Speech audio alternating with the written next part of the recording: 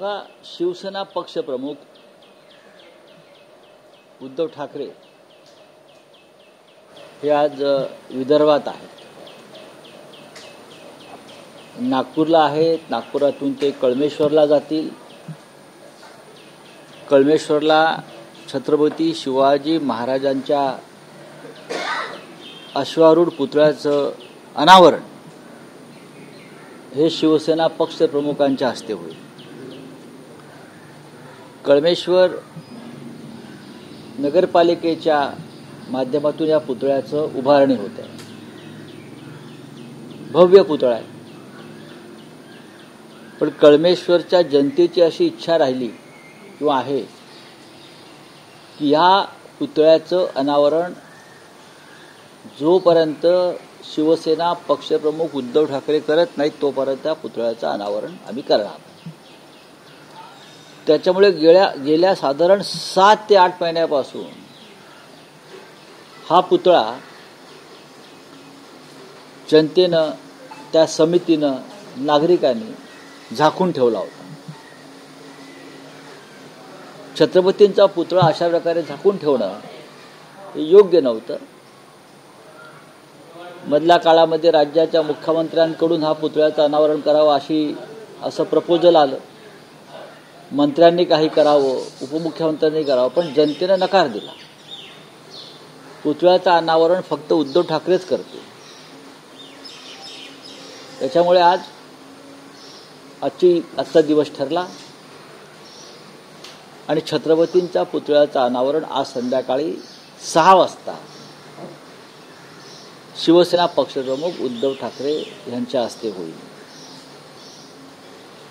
मालवणच्या दुर्घटनेनंतर छत्रपती शिवाजी महाराजांच्या पुतळ्याचं होणारं हे पहिलं अनावरण आहे. मालवणच्या पुतळ्या प्रकरणात भ्रष्टाचार झाला. पुतळा कोसळला.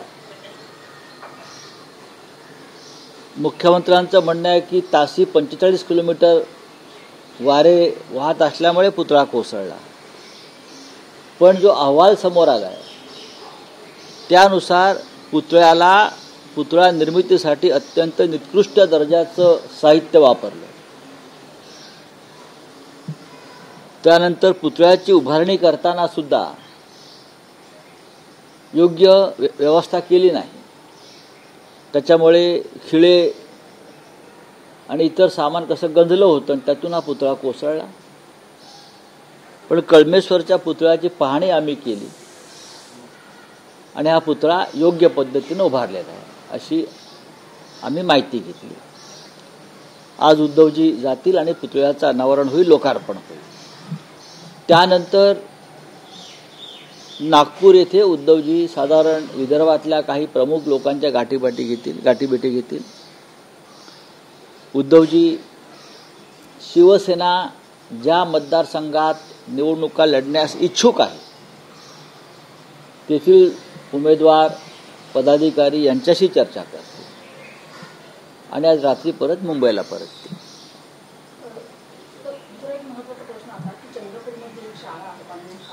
आता अदानी फाउंडेशनकडे हँडओव्हर केलेलं आहे. तर अशा पद्धतीने महाराष्ट्रातल्या काही शाळा आता अदानीच्या समूहाकडे दिल्या जात आहेत. व्यवस्थापन सगळं अदानी समूहाचं असणार आहे. कशा पद्धतीने या देशाचं व्यवस्थापनच अडाणीकडे आहे.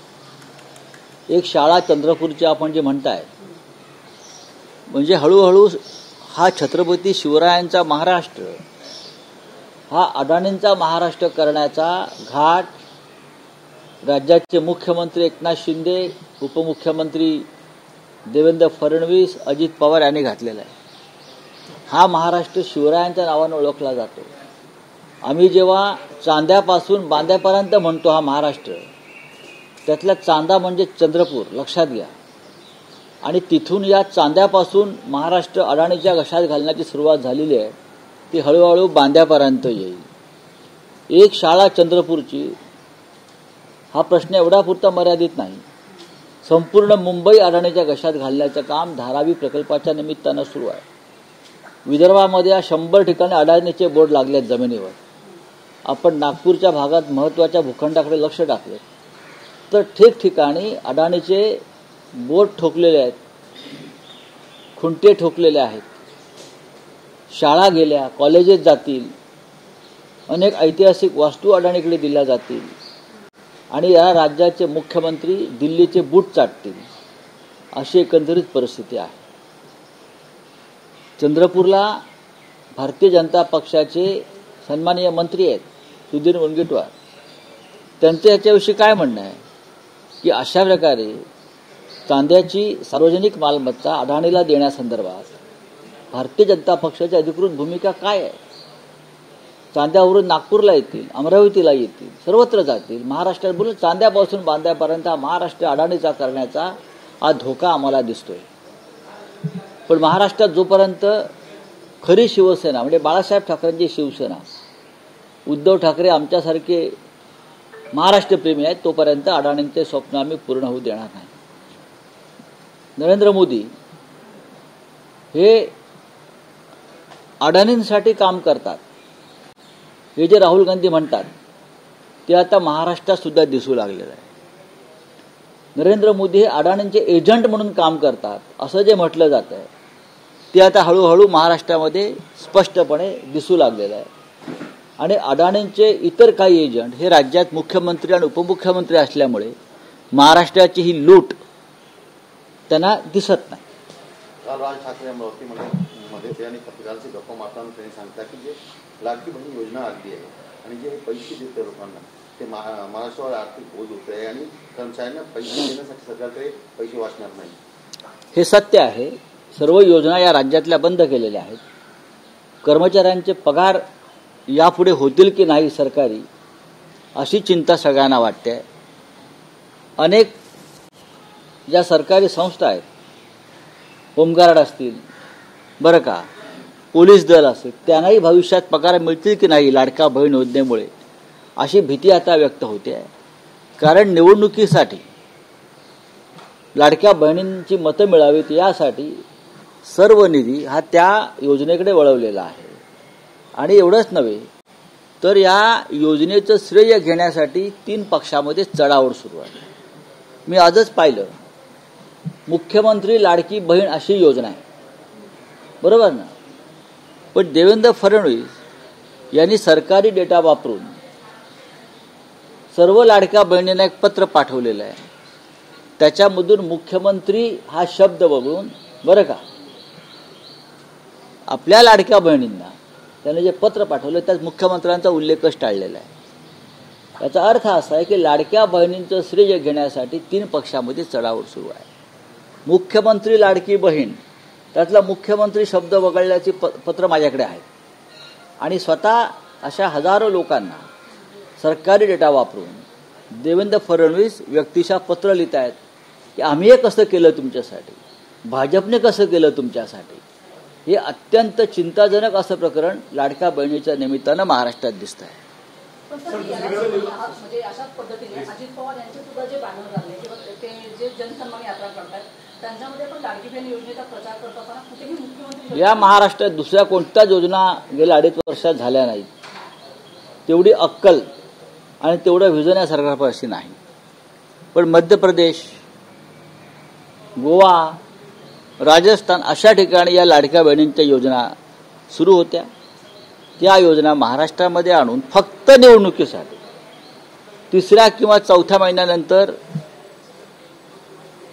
लाडक्या बहिणींच्या खात्यात कोणताही हप्ता जाणार नाही, हा निवडणुकीसाठी केलेला फंड आहे असं मी म्हणत नसून नरेंद्र मोदी प्रधानमंत्री म्हणतात, बरं का.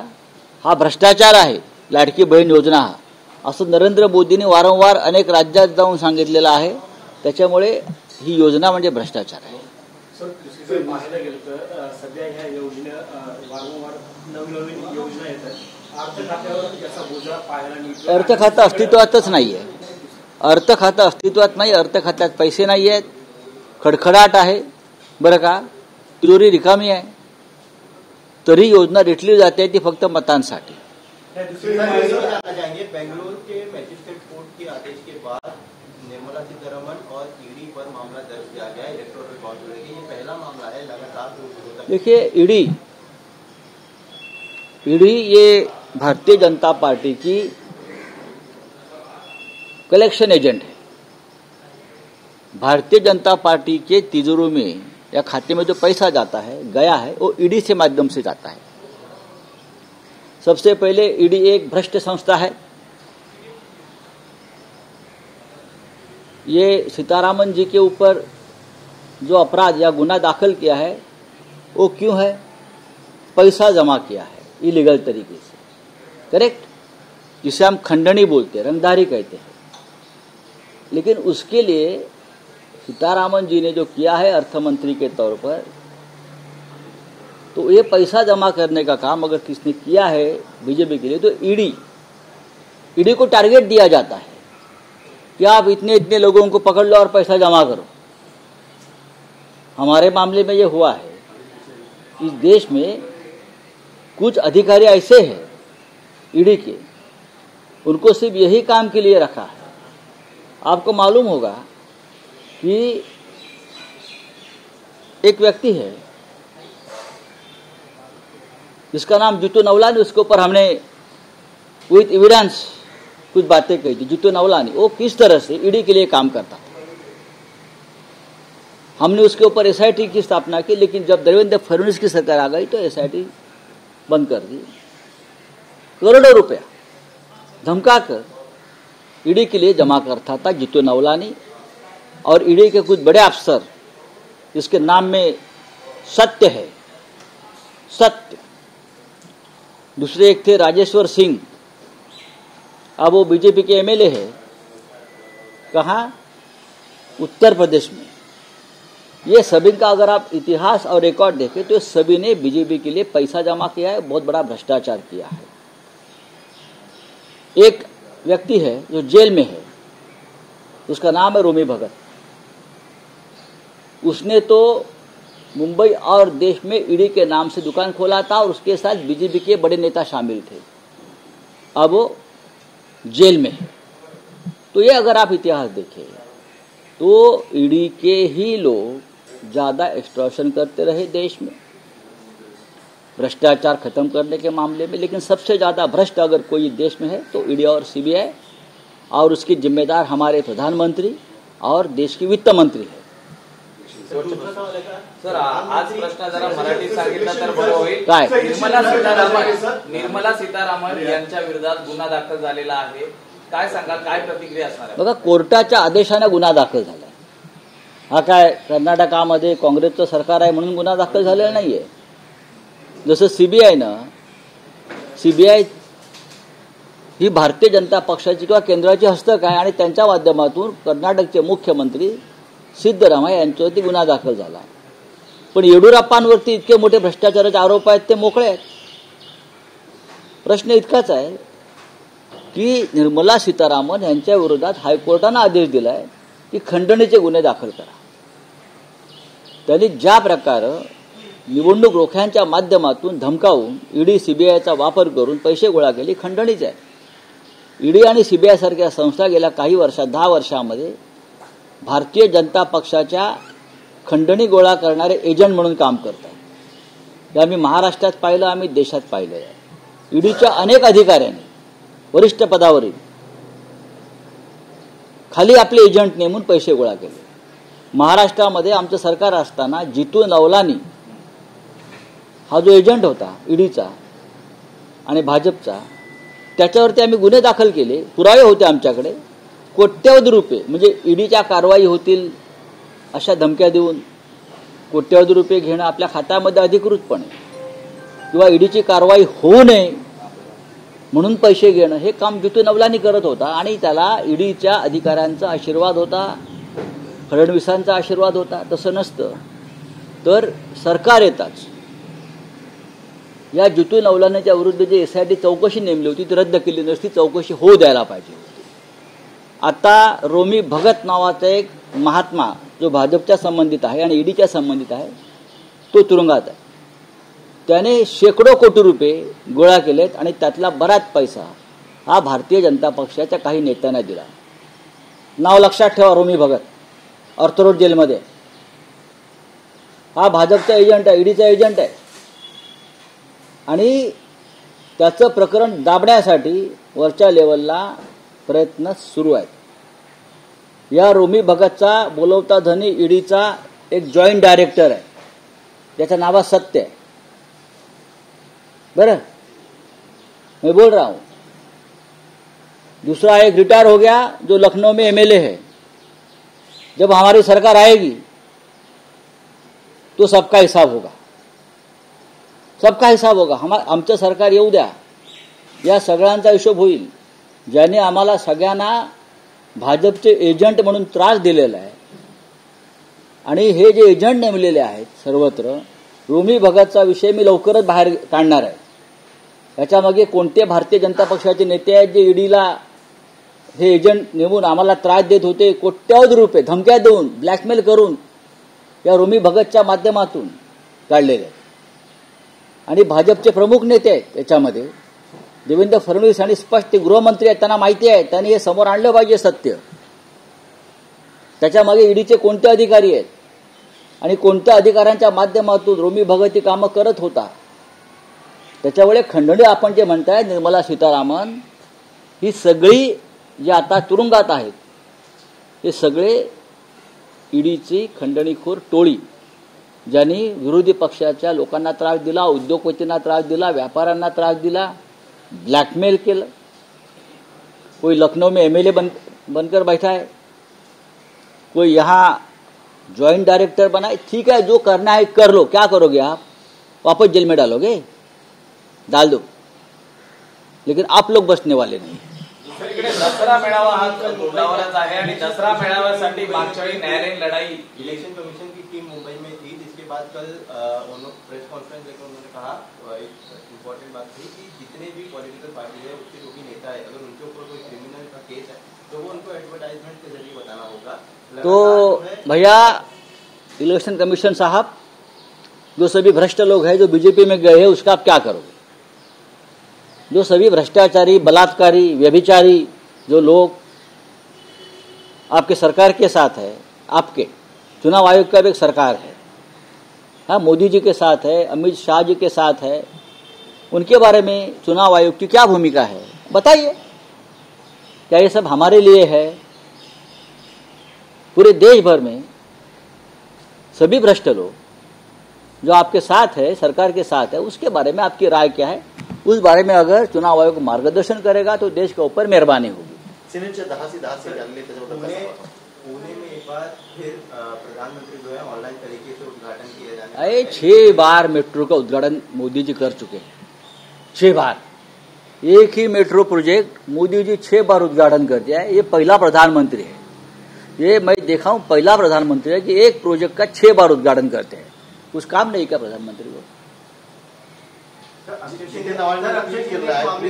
शिंदे के मामले में महाविकास आघाड़ी के एक नेता की ओर से जो है ऑडियो क्लिप ट्वीट किया गया है, जिसमें ये बातचीत हो रही है कि मतलब जो घटनास्थल है वो तो एन्काउंटर नव्हता की हत्या होती असं नाही, याच्यावरती हायकोर्टानेच प्रश्न विचारलेले आहेत। याच्यावरती मी काय सांगू, हायकोर्टाने प्रश्न विचारले। चला, एक शेवटचा प्रश्न दसरा मेळाव्या संदर्भातला